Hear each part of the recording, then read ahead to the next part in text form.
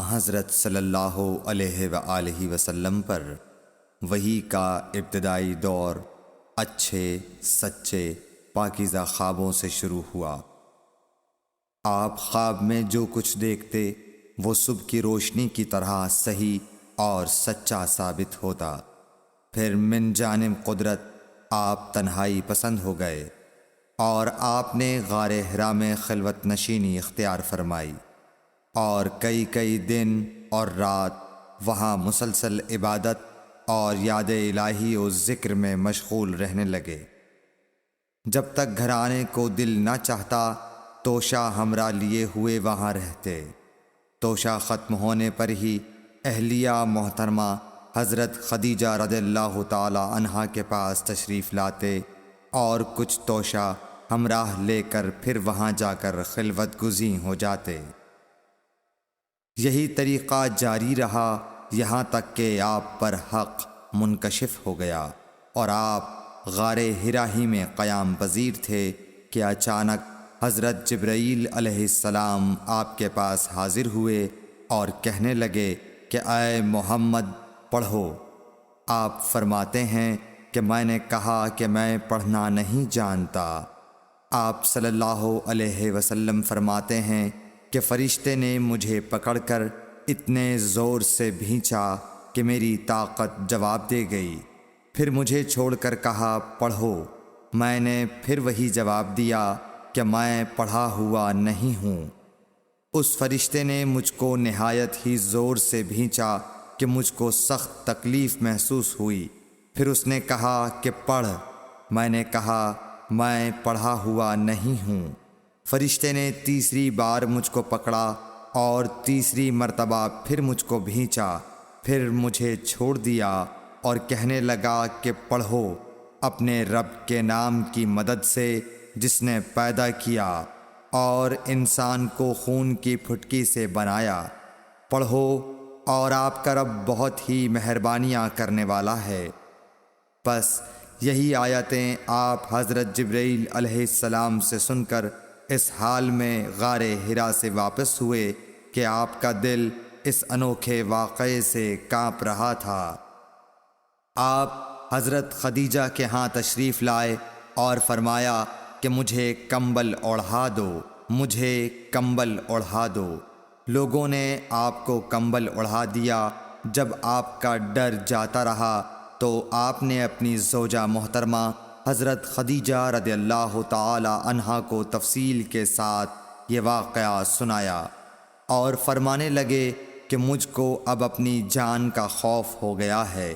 آپ کی اہلیہ محترمہ حضرت خدیجہ رضی اللہ تعالی عنہا نے آپ کی ڈھارس بندھائی اور کہا کہ آپ کا خیال صحیح نہیں ہے۔ اللہ کی قسم آپ کو اللہ کبھی رسوا نہیں کرے گا۔ آپ تو اخلاق فاضلہ کے مالک ہیں۔ آپ تو کنبہ پرور ہیں، بے کسوں کا بوجھ اپنے سر پر رکھتے ہیں، مفلسوں کے لیے آپ کماتے ہیں، مہمان نوازی میں آپ بے مثال ہیں اور مشکل وقت میں آپ امر حق کا ساتھ دیتے ہیں۔ ایسے اوصاف حسنہ والا انسان یوں بے وقت ذلت و خواری کی موت نہیں پا سکتا۔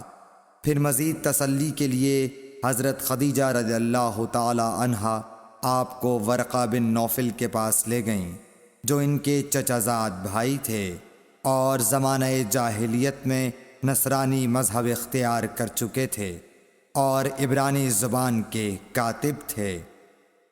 چنانچہ انجیل کو بھی حسب منشائے خداوندی عبرانی زبان میں لکھا کرتے تھے۔ انجیل سریانی زبان میں نازل ہوئی تھی، پھر اس کا ترجمہ عبرانی زبان میں ہوا۔ ورقہ اسی کو لکھتے تھے۔ وہ بہت بوڑھے ہو گئے تھے، یہاں تک کہ ان کی بینائی بھی رخصت ہو چکی تھی۔ حضرت خدیجہ رضی اللہ تعالی عنہا نے ان کے سامنے آپ کے حالات بیان کیے اور کہا کہ اے چچا زاد بھائی، اپنے بھتیجے محمد صلی اللہ علیہ وسلم کی زبانی ذرا ان کی کیفیت سن لیجئے۔ وہ بولے کہ بھتیجے آپ نے جو کچھ دیکھا ہے اس کی تفصیل سناؤ۔ چنانچہ آپ صلی اللہ علیہ وآلہ وسلم نے از اول تا آخر پورا واقعہ سنایا، جسے سن کر ورقہ بے اختیار ہو کر بول اٹھے کہ یہ تو وہی ناموس معزز رازدان فرشتہ ہے جسے اللہ نے حضرت موسیٰ علیہ السلام پر وحی دے کر بھیجا تھا۔ کاش میں آپ کے اس عہد نبوت کے شروع ہونے پر جواں عمر ہوتا، کاش میں اس وقت تک زندہ رہتا جب کہ آپ کی قوم آپ کو اس شہر سے نکال دے گی۔ رسول کریم صلی اللہ علیہ وآلہ وسلم نے یہ سن کر تعجب سے پوچھا کہ کیا وہ لوگ مجھ کو نکال دیں گے، حالانکہ میں تو ان میں صادق و امین و مقبول ہوں؟ ورقہ بولا، ہاں یہ سب کچھ سچ ہے، مگر جو شخص بھی آپ کی طرح امر حق لے کر آیا لوگ اس کے دشمن ہی ہو گئے ہیں۔ اگر مجھے آپ کی نبوت کا وہ زمانہ مل جائے تو میں آپ کی پوری مدد کروں گا، مگر ورقہ کچھ دنوں کے بعد انتقال کر گئے، پھر کچھ عرصے تک وحی کی آمد موقوف رہی۔